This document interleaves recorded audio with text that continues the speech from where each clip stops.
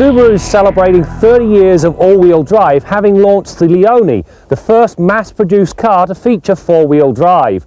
Well, a part of that celebration involves a totally new vehicle, one that's not car, not truck, nor minivan, nor SUV. Rather, it's just called Baja. For a brief period, Subaru flirted with traction control on some of its front-wheel drive vehicles. However, the powers that be realised the only way forward, at least from a logical perspective, was with nothing other than all-wheel drive, and for that decision I say thank you. As applied to the Baja, there are two all-wheel drive systems, both of which come with a rear limited slip differential. The system hooked up to the base 5-speed manual transmission uses a conventional viscous center coupling to split the power.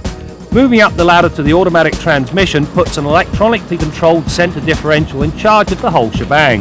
The lone drawback with the automatic is its infernal shifter gate. The design allows the lever to be shifted through drive and into third gear.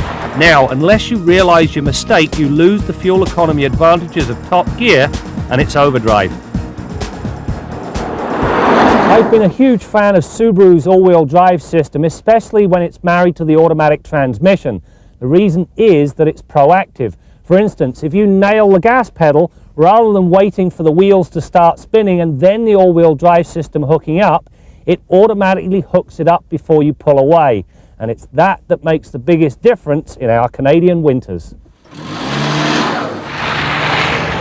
Riding on McPherson struts up front and the multi-link design in back, the Baja's blend between ride and handling is a good one.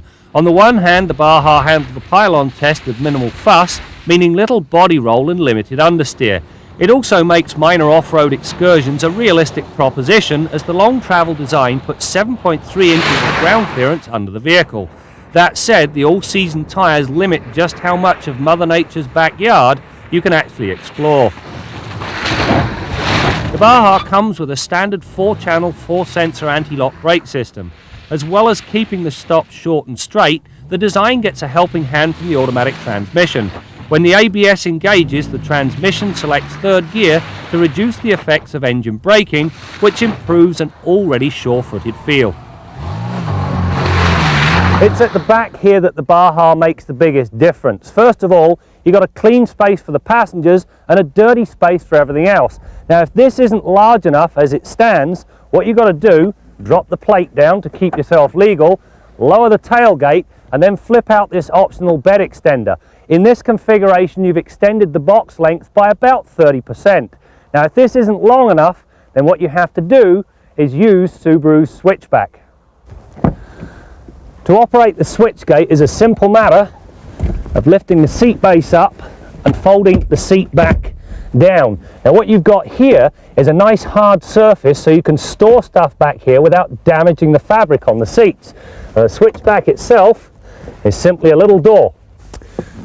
Now you've got just over 7.2 meters from the seat back to that bed extender.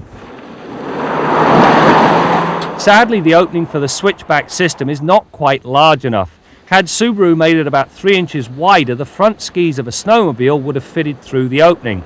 As it stands, they won't. According to Subaru, this was done to preserve the body's structural integrity.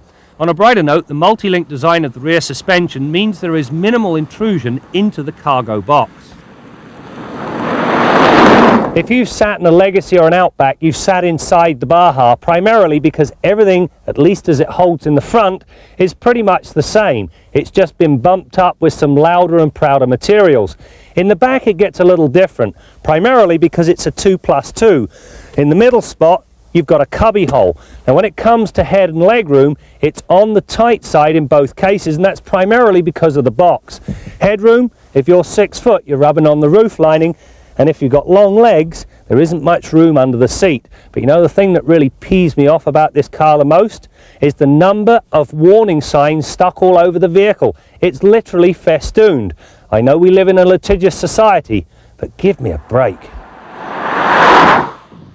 The Baja is powered by Subaru's familiar 2.5-litre single overhead cam boxer engine.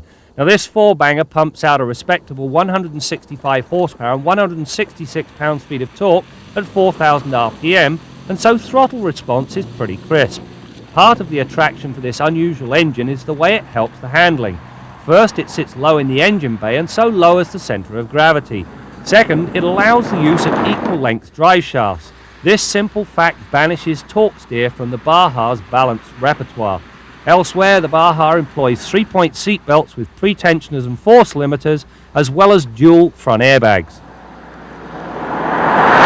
You know, there's no question the Baja is not going to be everybody's cup of tea. However, for those that want the comfort and convenience of a passenger car and some of the attributes of a pickup, well, the Baja is about the best the market has to offer, because unlike its truck-based competition, namely the Nissan Frontier, it's got ride and handling on its side as well as that all-wheel drive system. About the only thing it needs? Well, a 6-cylinder engine option would be nice.